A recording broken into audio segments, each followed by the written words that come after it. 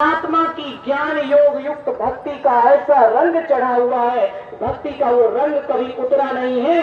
हर क्षण दिवाली है और हर दिन उनके लिए होली है। हर क्षण जिनके लिए दिवाली हो और हर दिन जिनके लिए होली हो, वो संत होते, वो महापुरुष होते। साल में एक दिन प्रकाश का उत्सव मना लिया तो क्या मनाया, साल में एक दिन रंग का उत्सव मना लिया तो क्या मनाया। संत महापुरुष कहते हैं ऐसा प्रकाश की दिवाली का इंतजार करने की जरूरत ना हो, प्रति क्षण दिवाली और भक्ति का इतना सुंदर रंग कि दुनिया के किसी दूसरे रंग की जरूरत ना हो, प्रतिदिन होली। यही तो कल्याण का मार्ग है, और क्या चाहिए। हर दिन जिनके लिए दिवाली है और हर पल जिनके लिए होली है, अथवा हर पल जिनके लिए होली है और हर दिन जिनके लिए दिवाली, ऐसा जीवन महान है।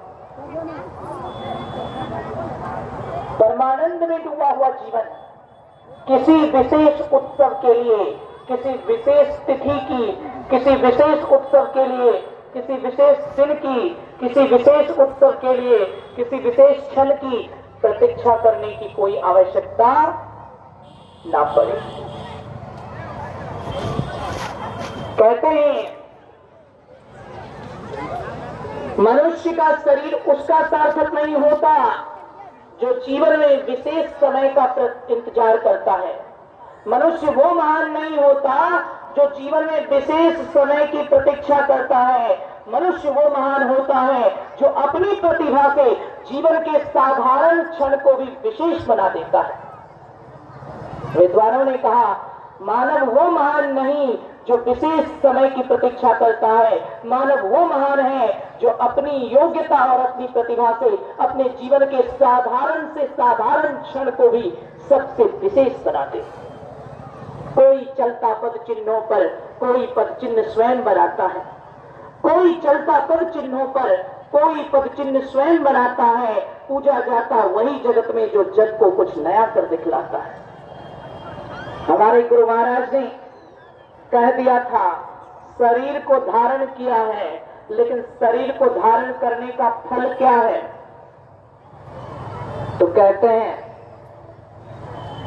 गुरु महाराज कि जीवन में वैराग्य का जब प्रवेश हुआ तो वैराग्य का प्रवेश कैसे हुआ। मैट्रिक की परीक्षा दे रहे थे और लिखना क्या था, बिल्डर्स का विवरण। बिल्डर्स नामक एक विषय पर अंग्रेजी के प्रश्न पत्र में बिल्डर्स का विवरण लिखना। उन्होंने क्या लिखा, उसका हिंदी अनुवाद इस प्रकार है। तो कहते गुरु महाराज ने लिखा, जीवन का यह मंदिर हमारा अपने ही सुकर्म और कुकर्म रूपी ईंटों से मिलकर बनता है। जीवन का ये जो जीवन रूपी घर है वो अपने ही सुकर्म और कुकर्म रूपी ईंटों से मिलकर बनता है। इसीलिए अपने इस शरीर रूपी मंदिर में सुकर्म रूपी ईंटों का संचय करके ऐसा दृढ़ घर बनाना चाहिए जिससे कि परमात्मा की प्राप्ति हो सके। और गुरु महाराज ने बिल्डर्स का विवरण लिखते लिखते सबसे अंत में क्या लिख दिया, रामचरितमानस की एक पंक्ति लिखी। रामचरितमानस की 2 लाइन उन्होंने लिखी, रामचरितमानस की लाइन लिखी उन्होंने और यह लिखा, देह धरे कर यही फल भाई, भजिय राम सब काम विहाई। हे भाई, शरीर मिल गया है लेकिन शरीर कब तक रहेगा इसकी जानकारी नहीं मिली है। शरीर कब चला जाएगा इसका आता पता नहीं है। इसलिए शरीर मिला है, शरीर को प्राप्त करने का फल क्या है, देह धरे कर। देह मतलब शरीर, शरीर को धारण करने का यही फल है। देह धरे कर यही फल भाई, शरीर को धारण करने का यही परम फल है। भजिए राम सब काम विहाई, सारे कर्मों की चिंता को छोड़कर राम का भजन करें, राम की भक्ति करें, परमात्मा की भक्ति करके अपना पारलौकिक कल्याण करें। यही इस मनुष्य शरीर की विशेषता है। एक व्यक्ति ने कहा अगर सारा कामकाज छोड़कर राम की भक्ति करेंगे हमको क्या मिल जाएगा? नौकरी नहीं करेंगे तो बाल बच्चे कैसे खाएंगे? नौकरी नहीं करेंगे तो माँ बाप कैसे रहेंगे? घर परिवार कैसे चलेगा? कामकाज नहीं करेंगे तो क्या राम राम करने से पेट भर जाएगा? हमने कहा जीवन भर नौकरी करके कितनी प्रॉपर्टी बनाते हो? एक शहर में जमीन ले लिया, 2 शहर में ले लिया, 3-4 शहर में, इससे ज्यादा प्रॉपर्टी बना सकते हो? नहीं। गुरु महाराज जब ये लिख कर गए थे, देह धरे कर यही फल भाई, भजिए राम सब काम बिहारी, तो उनके पास अपने वस्त्र के अतिरिक्त और कुछ नहीं था। वस्त्र भी रास्ते में किसी ने भिक्षा में मांग लिया तो अपना वस्त्र भी उतार कर उन्होंने दे दिया था। एक लंगोटी के अलावा पास में कुछ नहीं बचा था। एक लंगोटी पहनकर जो युवा सन्यासी निकला वो आगे चलकर केवल राम की भक्ति, उसने ये नहीं सोचा कि मैं खाऊंगा क्या, मैं रहूंगा कहाँ, मेरी जिंदगी कैसे चलेगी, मेरा जीवन कैसे चलेगा, मेरा परिवार कैसे चलेगा, मेरा संसार कैसे चलेगा। सब कुछ छोड़कर राम के भरोसे निकल गए और राम के भरोसे निकल गए।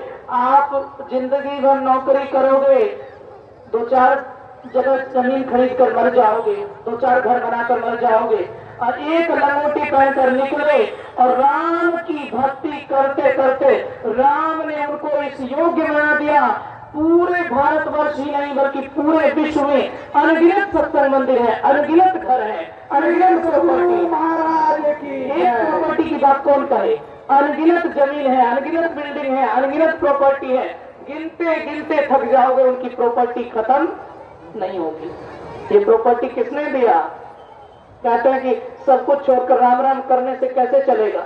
कैसे चला? जैसे उनका चला वैसे ही हमारा भी चलेगा, जैसे उनका चला वैसे ही हमारा भी चलेगा। अब कहते हैं कि अगर हम कुछ नहीं करेंगे तो बाल बच्चे क्या खाएंगे, परिवार क्या खाएंगे? एक व्यक्ति ने मेरे से कहा, मैंने कहा आप परिवार, आपके परिवार में कितने लोग खाते हैं? उसने कहा बड़ा लंबा परिवार है, 10 लोग हैं, 10 लोगों के लिए अकेले कमाना पड़ता है। हमने कहा 10 लोग में ही परेशान हो गए और हमारे आराध्य देव जो राम को पाकर राम में मिलकर राममय हो गए, 10 लोग तो क्या, आपके अगर परिवार में 10 लोग हो जाएं, उनका मेंटेनेंस करते करते हालत खराब हो जाता है। इतना खर्च हो रहा है, इतना कुछ हो रहा है। गुरु महाराज के परिवार को गिनना शुरू कीजिए, अनगिनत बेटे, अनगिनत पोते, अनगिनत रिश्तेदार, अनगिनत परिवार, इतना बड़ा संत मत परिवार का महावृक्ष खड़ा हो गया है जिसके फैमिली मेंबर की कोई गिनती ही नहीं है, अनगिनत लोग हैं। सब चल रहे हैं, सब जी रहे हैं, सब नाम पर काम चला रहे हैं। आज तक मेंटेनेंस में कोई कमी नहीं आई है। कौन सी नौकरी है? सदगुरु महाराज की जय। आज तक मेंटेनेंस में कोई कमी नहीं आई है। कौन सी नौकरी है? कहाँ से नौकरी कर रहे हैं? आप 10 लोगों को खिलाते हैं तो कहते हैं कि हम परिवार को कैसे चला पाएंगे, कुछ नहीं कमाएंगे तो